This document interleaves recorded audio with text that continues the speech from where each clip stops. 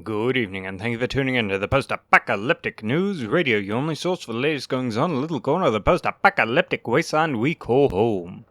We're live at the bottom of the hour. Our top story tonight follows Illuminated floats as they begin their migration north. You can expect to hear more later tonight. In the meantime, we have tomorrow's weather report. I should like to remind you that due to damage to our equipment, our report cannot be guaranteed.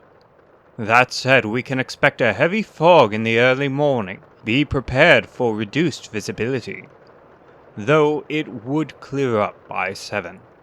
Wind speeds are expected to pick up to 3 kilometers an hour, with temperatures from 27 degrees Celsius to a low of 26, with a relative humidity of 15%. Clear weather through the rest of the day into the evening, but we have gotten reports of a storm system forming south of Pebble Island. Do be careful if you are headed that way. That's all for our weather, and we'll move on to more pressing matters. In the early hours of this morning, one Frederick Creek was reported missing by their spouse. Stolen from Riverhead, the authorities are requesting people with information or who were close to Mr. Creek to visit them in Darth. Moving on. The world outside has changed. The environment has grown cruel and harsh. Water and food have become prized commodities, and all the creatures we once knew have had to adapt. Some are kind, some strange, many monstrous. Let's discuss our new wasteland fauna. Illuminated floats are peculiar creatures. Roughly 1 meter in diameter, these giants float through the sea with no regards to their surroundings, much like a number of my colleagues. Below the surface, these creatures hide wire-like strings, thousands of them, that braid into a funnel extending into the dark below. These braids are often harmless, but if broken, can release a poison into the surrounding water. In humans, it has been known to cause severe rash, an itching sensation, and a sense of dread. The most notable feature of these creatures is their tops.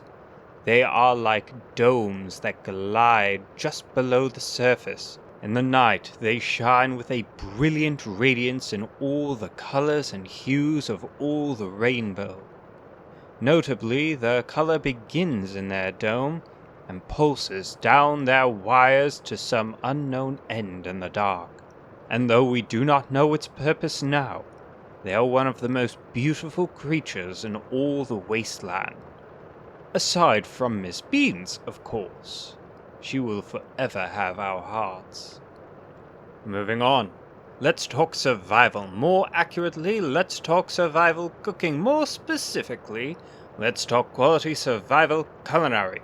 Most of us haven't had a decent meal since the world ended, living off the scraps of the world past, or risking contaminated meat hunted from our new furry friends. Often bland or bitter, these meals leave us wanting. However, thanks to a kind soul traveling the waste, I know a few things you can do to better your meals. Rum scrubbers are a fantastic addition to any meal one might prepare in the wasteland. Often found in and among flotsam, these creatures got their name for first being found in an old rum barrel. I thought to make that clear so no one thought this was going to be a good addition to a juice joint. That said, the scrubbers are very easily collected from any flotsam that washes ashore. You'll know them by their brilliant white shells and needle-like legs. Do be careful, however. As a defense, they will often bring their legs closer to their abdomen and point them up, creating a small ring of spikes. And it is not uncommon to see red spots on shells from this practice. Once harvested, you'll want to take a sharp, slender tool like an ice pick, flip the creature onto its back, and run it through between where the plates of its shell meet. Then push and pull the pick towards you like a lever, and the shell is separated from the edible meat within. More importantly, this humanely and swiftly dispatches the creature. Once the meat and shell are separated, smother in your frying delights and let cook in heated oil for a time of 2½ minutes on each side. Their taste is not dissimilar from that of crab from the world that was, and they pair nicely with bell rot, a food we discussed yesterday. With that, I fear I must leave you for a time. Our benefactors have reserved some time to speak with you directly.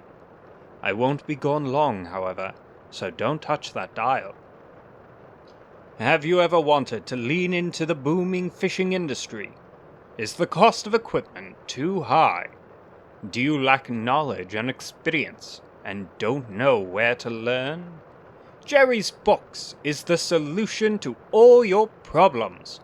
We rent equipment for fair prices, have experienced anglers from the world that was on staff ready to teach you. Catch your own food, feed your family. Jerry's Books is here to help. Located in Sand Hill, south of the pier. Sean's Diving Company is hiring, and we need you. Dive into the deep and gather the long-forgotten treasures of the world that was. No experience necessary. Find us on the Puddle Drop, Dr. Tumanok. Good evening. We're back with the latest goings-on here at PANR. Thank you for waiting. It is no secret that this world is a dangerous place. People have grown desperate and taken to helping themselves to your stuff when you're least prepared. Stay ready, stay informed with the latest reported bandit movements. There is currently one reported group within our broadcasting range, the Door Choppers. After yesterday's escapades, the Door Choppers have continued their puzzling rampage, moving northeast of Vermouth. They've broken into no less than 14 homes across these settlements. No injuries or thefts have been reported. Moving on, it's time for our top story tonight. Illuminated floats have begun their northern migration. Their lights shine through the dark waters in the night, like the great lights of the north. People and Fathom from all over have come to watch them dance into the night. Unfortunately, we know so little of these creatures, I cannot say why they shine, or even why they are moving north, but I do know they'll be back, and their lights will return. But with that, I'm afraid we're out of time.